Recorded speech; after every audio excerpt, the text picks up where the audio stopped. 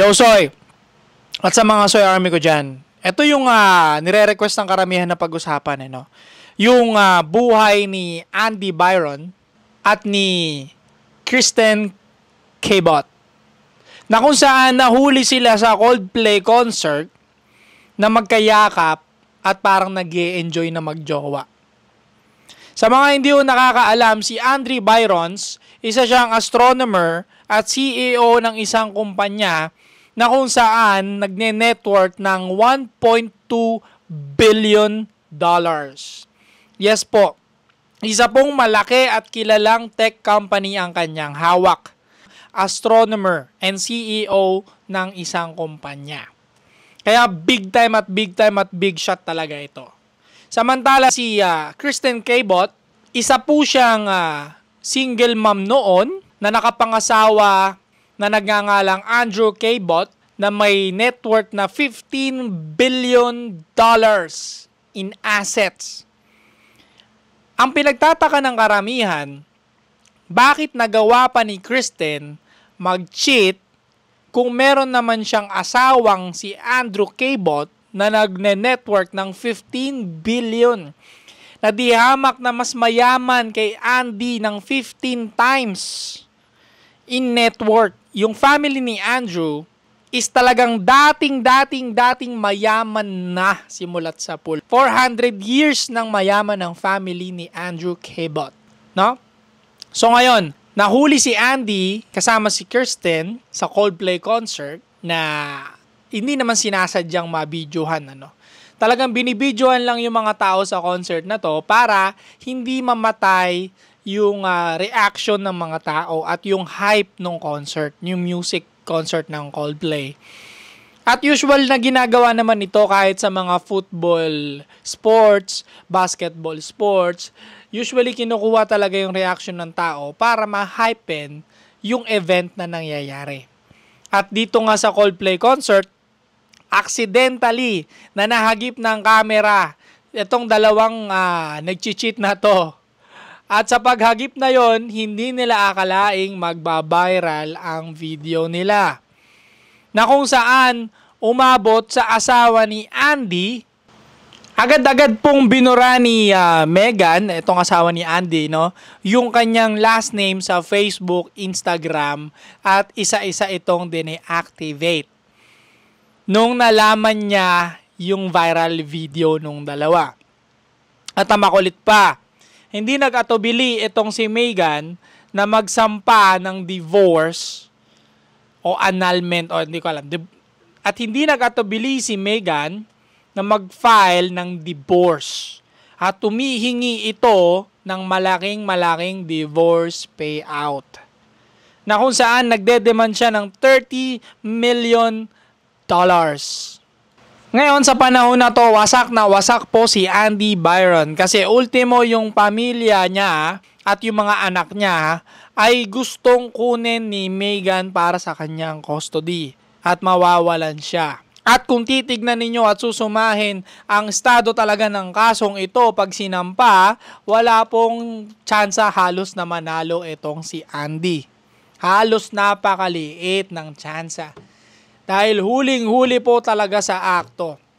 'Di ba?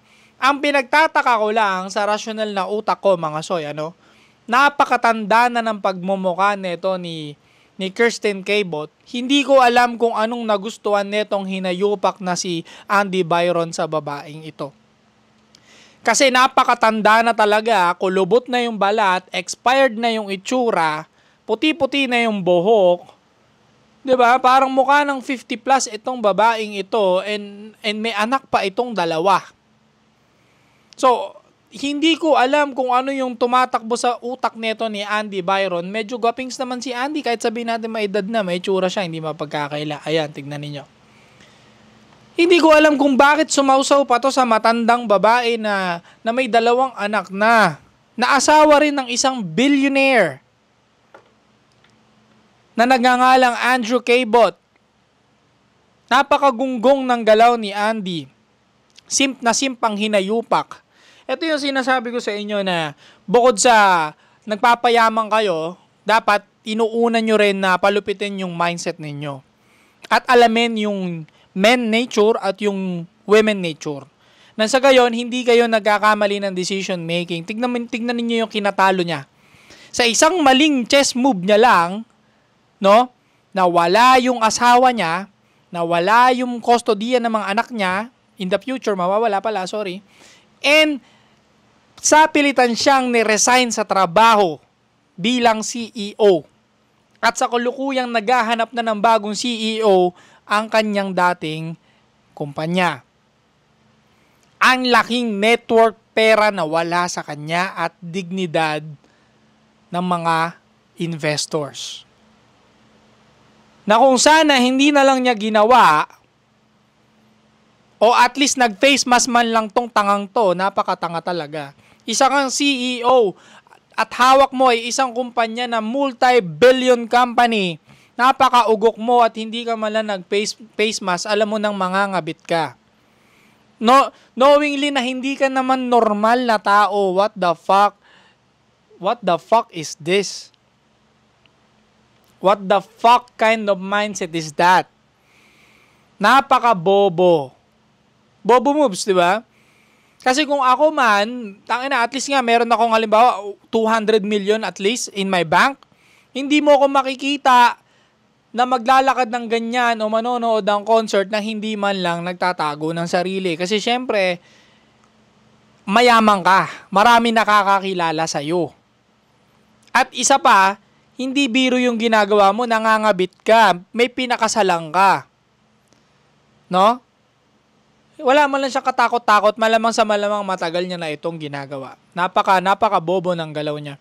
Para sa akin, okay lang yan kung mambababae ka, kung hindi ka kasal. Pero kung kasal ka, nag-take ka ng vow, nag-promise ka sa Panginoon, heaven and earth, at maraming tao ang sumubaybay sa pangako mo na yon, na hindi ka magloloko, at nagloko ka, napaka-bobo mong stupido ka. Deserve mong mawalan talaga ng mga bagay na naipon mo dahil sa katangahan mo na yan para matuto ka. Okay? Ngayon, kung hindi ka kasal, hindi ka naman nangako magiging loyal, I don't blame you. Sige lang. Kaya nga, hanggat maaari, sinasabi ko sa inyo, huwag kayong magpakasal. Kasi talon-talo talaga kayo. Tignan mo yung ginawa kay Andy Byron.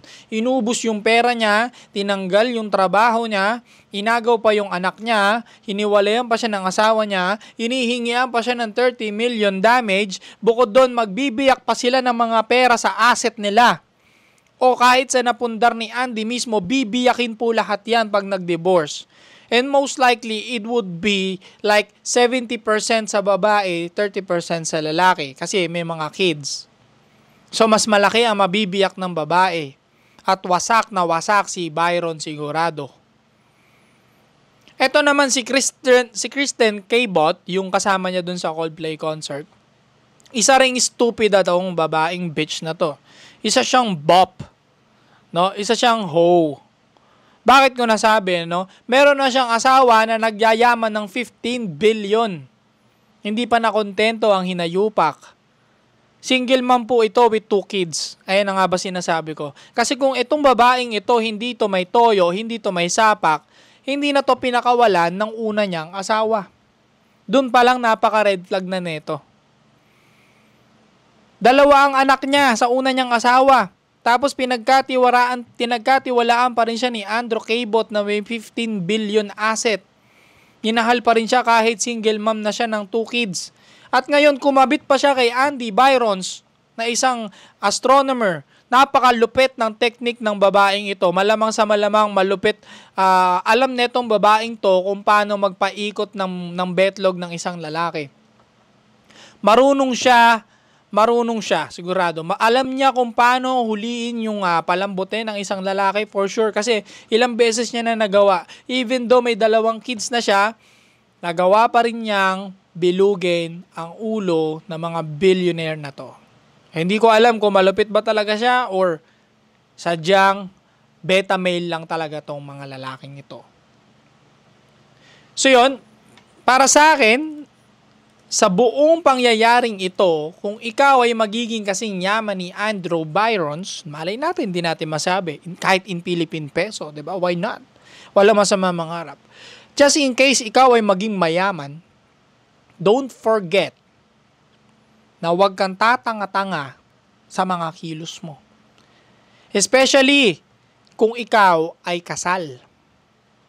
Kasi kapag ikaw ay kasal, bawal ka nang gumawa ng mga ganitong bagay. Pwede mo itong ikakulong, ikabagsak ng iyong negosyo at trabaho, ikabagsak, ikapahiya mo sa internet, mawala sa iyo yung mga kids, at marami pang ari-arian. So wag kang tatanga-tanga pag nagpakasal ka, take note mo na marami ka ng responsibility at konti na lang ang iyong authority. Dahil ang kasal ay lamang sa mga babae. At wala tayong masyadong rights doon. No? So kung ayaw mo naman mangyari kay Andy Byrons at mangyari sa'yo, huwag kang magpakasal.